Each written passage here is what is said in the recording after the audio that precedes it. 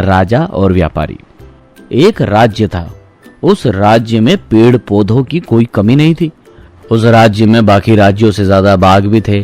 पूरा राज्य पेड़ पौधों से हरा भरा था। परंतु अचानक राज्य के राजकोष में कमी आ गई, जिससे सभी बहुत चिंतित थे। सभी राज्यवासी इसकी शिकायत और अपनी परेशानी राजा के साथ बांटना चाहते थे, लेकिन राजा के क्रूरता भरे स्वभाव से डरते थे। एक दिन राज्य में एक सेठू नाम का व्यापारी आया। वह व्यापारी आसपास के सभी राज्य में काफी मशहूर था और यह व्यापारी इस राज्य में भी राजा के साथ व्यापार कर चुका था। राजा भी इसके पुराने ग्राहक रह चुके थे। फिर क्या था, राजा का दरबार लगता है, सेठू व्यापारी भी वहां आता है। राजा ने सेठू व्यापारी को उदास देखकर सेठू व्यापारी से पूछा, क्या हुआ सेठू जी, आप उदास लग रहे हैं? हमने तो सुना है आप बहुत तरक्की कर रहे हैं। सेठू व्यापारी राजा से बोला, अरे नहीं महाराज, ये सब तो पुरानी बातें हैं।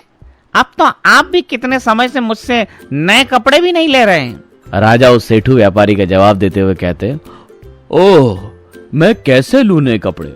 अब तो राजकोष की समस्या भी सामने आ गई है। राजकोष में धन खत्म हो रहा है।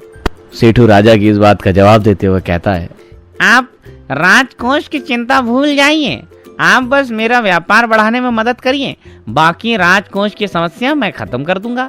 यह सुनते ही राजा ने सेठू व्यापारी से तुरंत पूछ लिया, अरे मैं समझा नहीं, कैसे आपकी मदद कर सकता हूं मैं? सेठू व्यापारी जवाब देते हुए कहता है, जी मैंने सुना है आप शिकार करने में बहुत अच्छे हैं, तो आप मेरे लिए मतलब बाघ का शिकार करिए और बाघ की खाल मुझे सौंप दीजिए। राजा ने फिर पूछा, लेकिन इससे हमारा क्या फायदा होगा? सेठू व्यापारी फिर बोला, अगर आप हमें बाघ की खाल देकर मदद करेंगे तो आपकी राजकोष की समस्या खत्म कर दूंगा, मैं उसमें धन की पूर्ति कर दूंगा। राजा सेठू की बात मान गए और अपने मंत्रियों को राज दरबार में बुलाया और कहा, सुनो सभी, घोषणा कर दो, अब हमारे राज्य में किसी व्यक्ति को कपड़े चाहिए तो वो सिर्फ सेठू के पास से लेगा, और अगर किसी ने भी ऐसा करने से मना किया तो उसे कड़ा से कड़ा दंड मिलेगा। मंत्रियों ने घोषणा करवा दी, परंतु राज्य के सभी लोग यह सुनकर गुस्से में आ गए थे, क्योंकि सेठू के कपड़े बाकी सभी व्यापारियों से बहुत महंगे होते थे।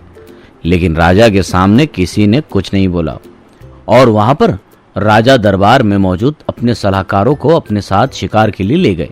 राजा पहले किसी को शिकार पर साथ लेकर नहीं जाते थे।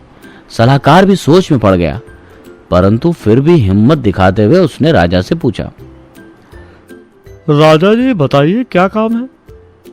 राजा गुस्साते हुए बोलते हैं, तुम्हारा काम सवाल करना नहीं है, बल्कि जैसा मैं बोलूं वो काम करना है।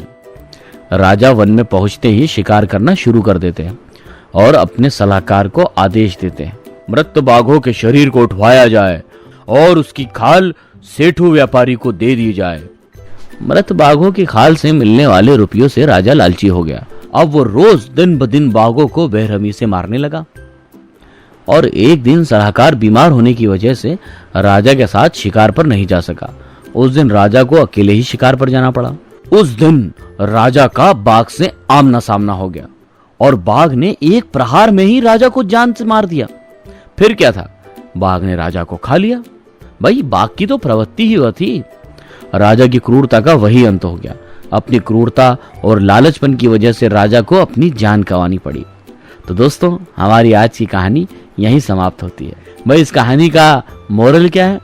लालच बुरी बला, जानवर हो या इंसान, सभी को जीने का बराबर अधिकार है। समझे?